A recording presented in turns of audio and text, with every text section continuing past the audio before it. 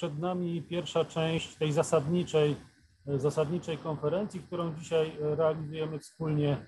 Przed nami wystąpienie doktora Andrzeja Schneidera, dyrektora Katolickiego Oddziału Instytutu Pamięci Narodowej, poświęcone dwóm postaciom, księdza Franciszka Blachnickiego i Tadeusza Jedynaka. Panie dyrektorze, bardzo proszę, oddaję głos. Panie profesorze, bardzo serdecznie dziękuję. Szanowni Państwo, ksiądz Franciszek Blachnicki i Tadeusz Jedynak. Z pewnością należałoby tytułem wstępu odpowiedzieć na pytanie, co łączy te dwie postaci, co uzasadnia połączenie tych dwóch biografii w jednym moim wystąpieniu. Odpowiem na to pytanie, ale na końcu. Pozornie bowiem ani miejsce, ani czas urodzenia, ani charakter działalności publicznej, czy to księdza Blachnickiego, czy Tadeusza Jedynaka,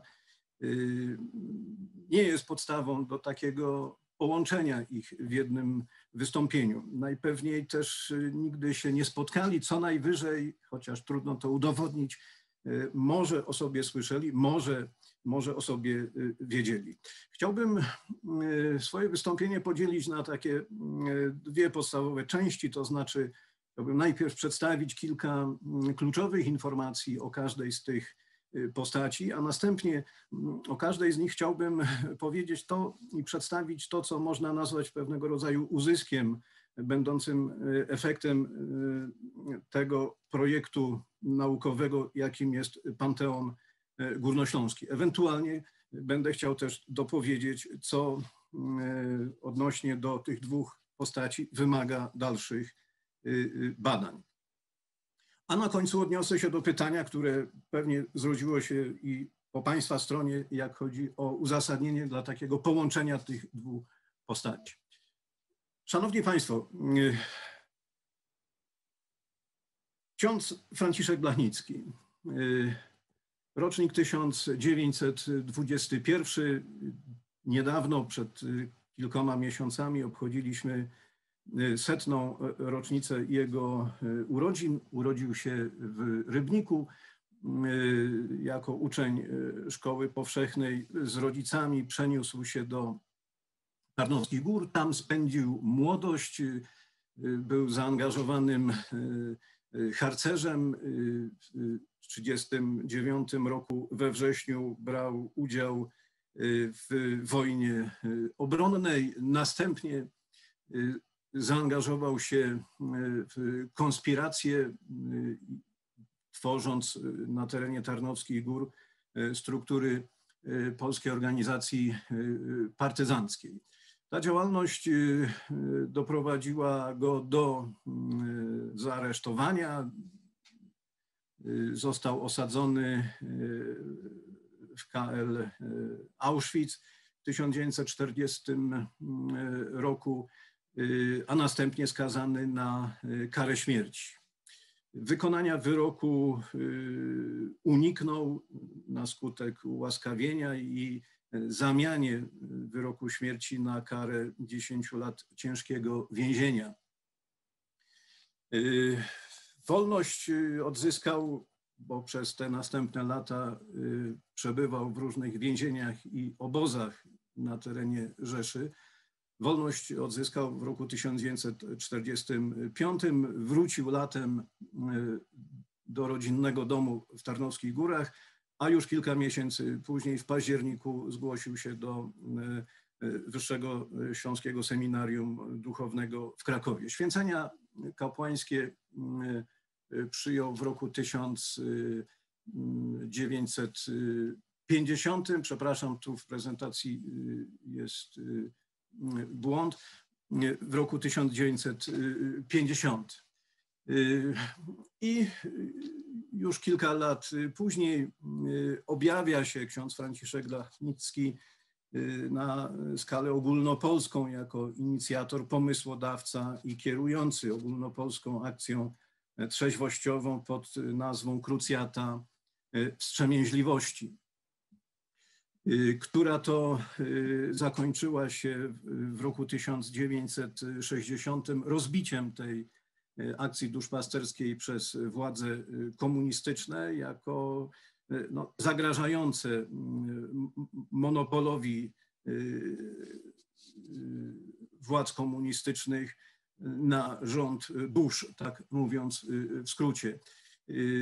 Za działalność w krucjacie został, jak i za krytykę sposobu rozbicia i za samo zniszczenie krucjaty wstrzemięźliwości, ksiądz Franciszek Blachnicki w 1961 roku został aresztowany, a następnie skazany na 10 miesięcy pozbawienia wolności. Większość z tego czasu w istocie spędził w więzieniu, został zwolniony, ponieważ wyrok, który usłyszał w lipcu, nakładał na niego karę w zawieszeniu, ale już nie mógł właściwie pozostać i swobodnie działać na terenie diecezji, dlatego podjął studia na Katolickim Uniwersytecie Lubelskim.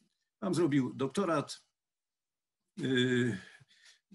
specjalizował się w dziedzinie teologii pastoralnej, był również gorącym i aktywnym propagatorem odnowy liturgii w duchu Soboru Watykańskiego II. Był nie tylko teoretykiem, płodnym, wiele piszącym naukowcem, ale również praktykiem. Znamy go i kojarzymy najczęściej właśnie z największym dziełem jego życia, czyli ruchem Światło-Życie, ruchem odnowy religijnej, ale także w ramach tego ruchu ksiądz Franciszek Blachnicki był inicjatorem szeregu innych akcji duszpasterskich, jak na przykład Krucjata Wyzwolenia Człowieka, plan wielkiej ewangelizacji Ad Christum Redemptorem, czy też milion Biblii dla Polski. Słowo milion wcale tu nie jest symboliczne ani umowne, właściwie nawet więcej niż 1 000 000 egzemplarzy Biblii udało się księdzu Franciszkowi Blachnickiemu sprowadzić do Polski po to, by Polacy mogli zacząć osobiście czytać Biblię. Stan wojenny wprowadzony w grudniu 1981 roku zastał księdza Franciszka Blachnickiego w Rzymie. Stamtąd już do kraju nie wrócił. Na prośbę biskupa Szczepana Wesołego pozostał na emigracji. Osiadł na terenie Republiki Federalnej Niemiec w Karlsbergu w ośrodku duszpasterskim Polskiej Misji Katolickiej, który nieco podupadł, a ksiądz Franciszek Blachnicki podjął się jego ożywienia. W krótkim czasie ów ośrodek w Karlsbergu stał się bardzo ważnym ośrodkiem skupiającym emigrantów polskich zarówno z Niemiec, jak i Europy Zachodniej. Swoją działalność w tym ośrodku ksiądz Franciszek Blachnicki traktował jako szansę na przeniesienie idei ruchu Światło-Życie poza granice Polski. Stąd też powołanie tam w tym miejscu Międzynarodowego Centrum Ewangelizacji Światło-Życie. Ale ta działalność księdza Blachnickiego w tym czasie i w tym miejscu nabiera też nieco innych kolorów. To staje się dzięki powołaniu przez niego Chrześcijańskiej Służby Wyzwolenia Narodów. Organizacji, która stawia sobie za cel w duchu chrześcijańskim doprowadzenie do oswobodzenia krajów Imperium Sowieckiego spod ideologii komunistycznej. Ksiądz Franciszek Blachnicki poza bogatym pisarstwem prowadzi też bardzo aktywną działalność, animuje międzynarodowe spotkania w Carlsbergu, spotkania przedstawicieli zarówno opozycji antykomunistycznej polskiej, ale także przedstawicieli opozycji z krajów bloku wschodniego.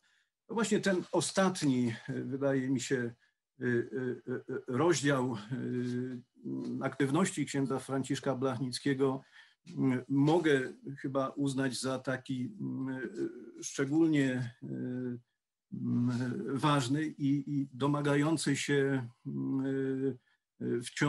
wciąż opisywania. Tam właśnie w Carlsbergu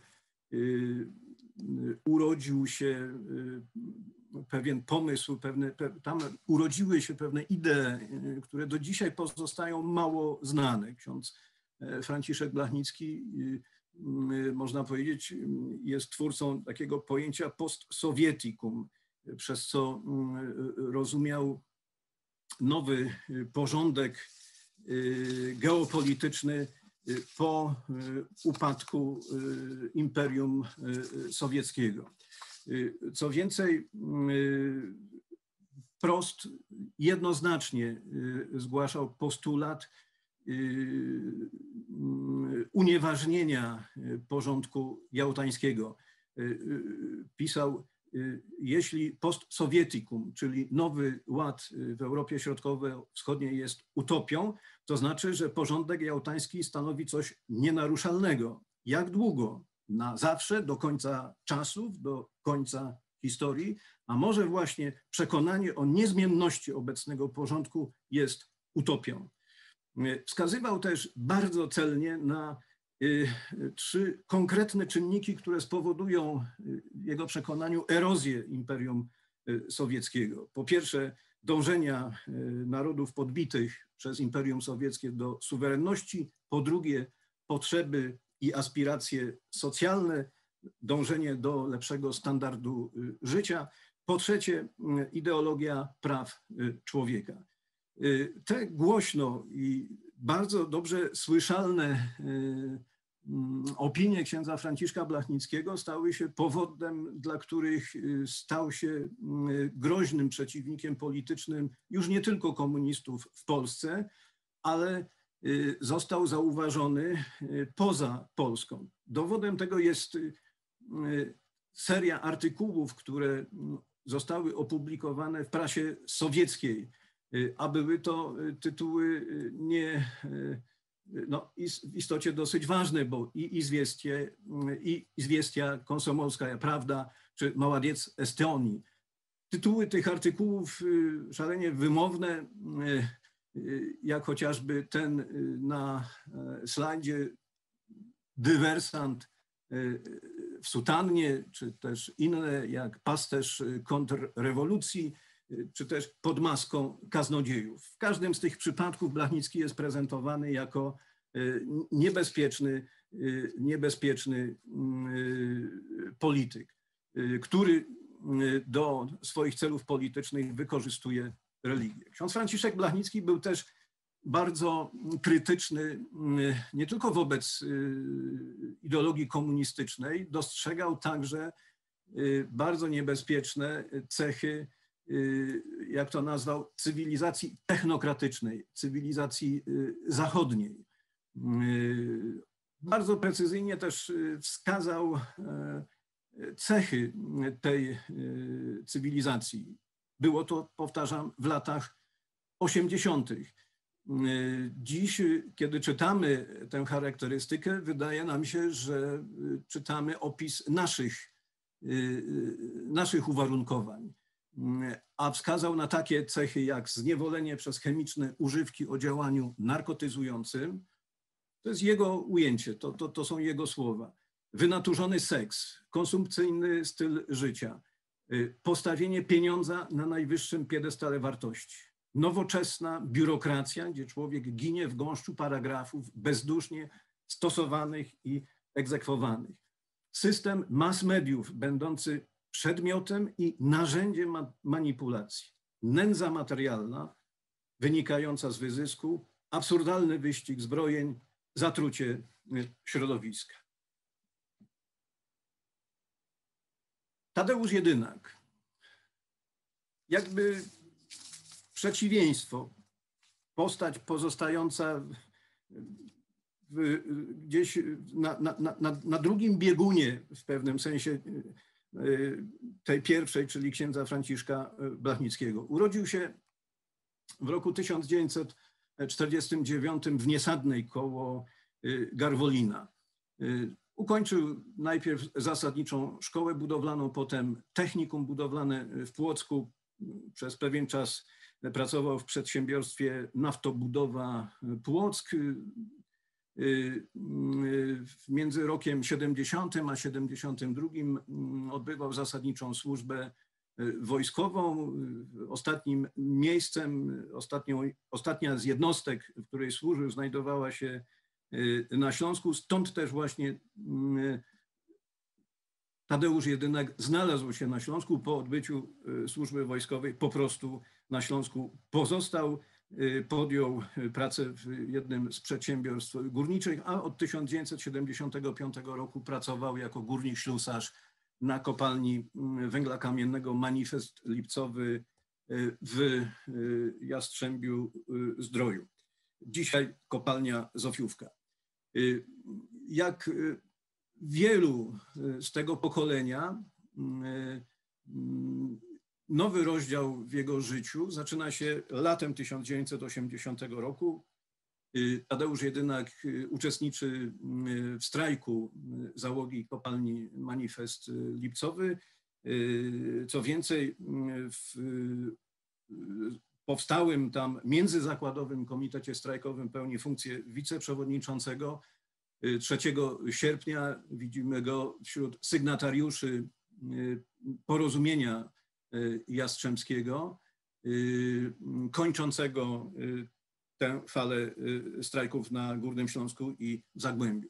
W następnych miesiącach, 16 miesiącach brał aktywny udział w tworzeniu struktur związkowych Solidarności. Był między innymi wiceprzewodniczącym zarządu regionu Śląsko-Dąbrowskiej Solidarności. Na forum ogólnopolskim był jedynym przedstawicielem Śląska i Zagłębia w tymczasowym prezydium Krajowej Komisji Porozumiewawczej. Jak niemal wszyscy liderzy Solidarności w 1981 roku, 13 grudnia został internowany. W internowaniu przebywał ponad rok. Zwolniony został dopiero wraz z ostatnią grupą 23 grudnia 1982 roku. W międzyczasie został zwolniony z pracy, w związku z tym po powrocie z internowania próbował w różnych miejscach znaleźć źródło zarobkowania. Ostatecznie w maju 1983 roku zdecydował o podjęciu podziemnej działalności związkowej. W ukryciu, bez kontaktu z rodziną pozostawał ponad 2 lata, do 17 czerwca 1985 roku, kiedy to został aresztowany. Prokurator postawił mu zarzut czynienia przygotowania do podjęcia działalności zmierzającej do obalenia przemocą socjalistycznego ustroju PRL. Krótko mówiąc, to był paragraf zagrożony karą od 5 lat pozbawienia wolności do kary śmierci włącznie.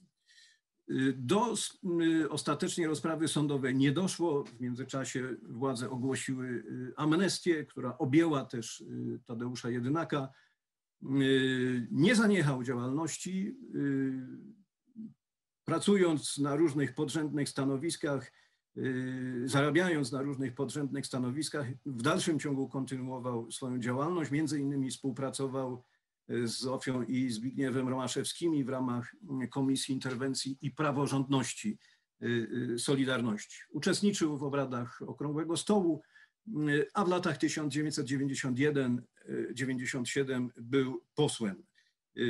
W pierwszej z tych kadencji z listy Solidarności, w drugiej z listy Unii Pracy. Dwukrotnie jeszcze w 2001 i 2007 roku kandydował do Senatu i do Sejmu, ale już bez powodzenia.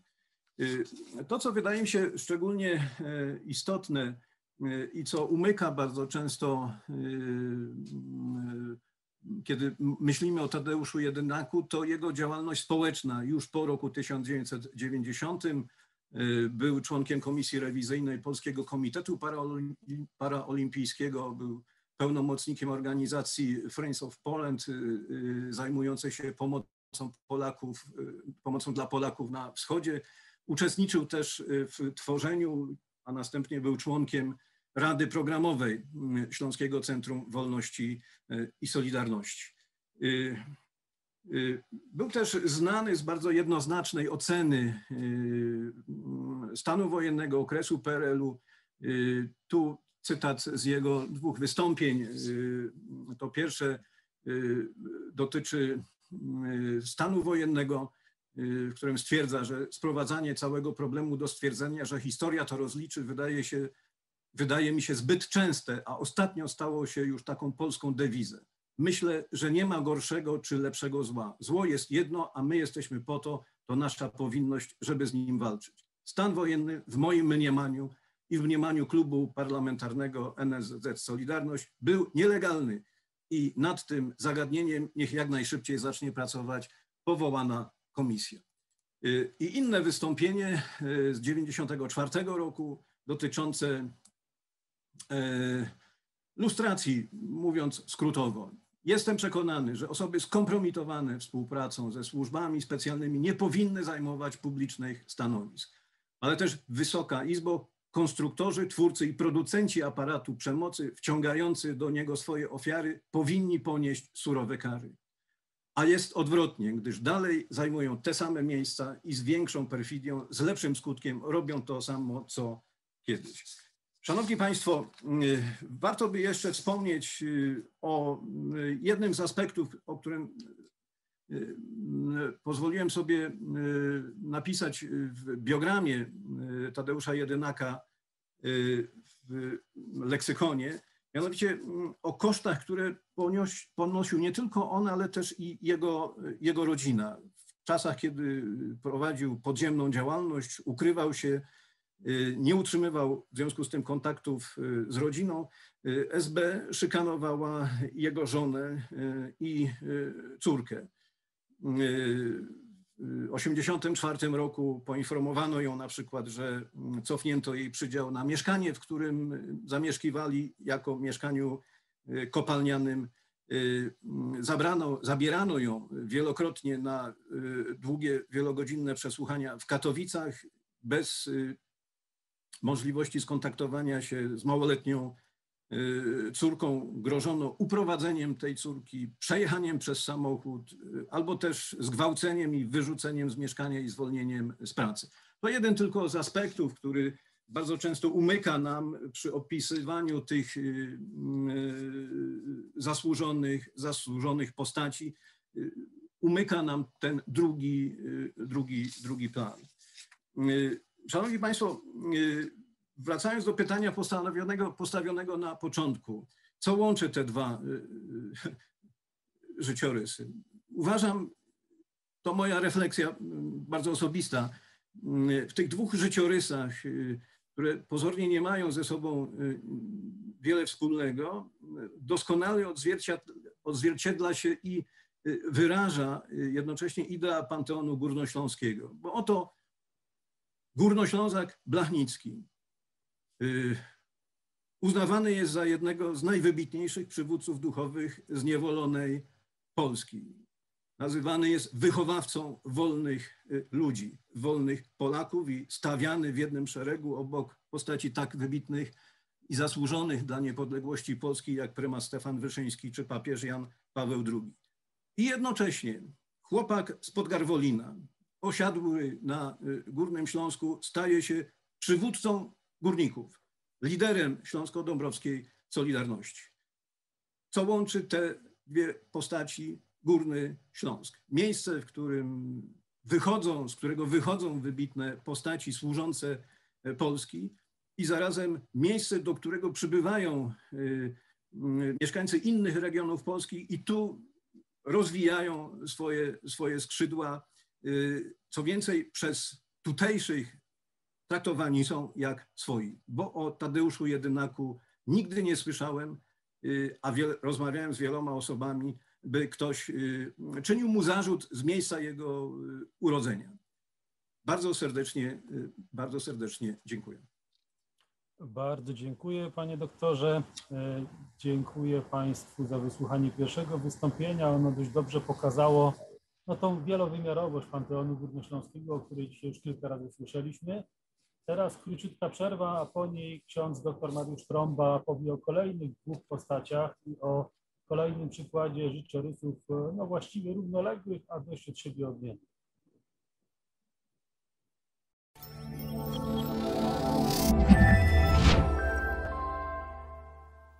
Śladami przeszłości Górnego Śląska to tytuł pakietu edukacyjnego autorstwa profesora Macieja Fica z Uniwersytetu Śląskiego w Katowicach.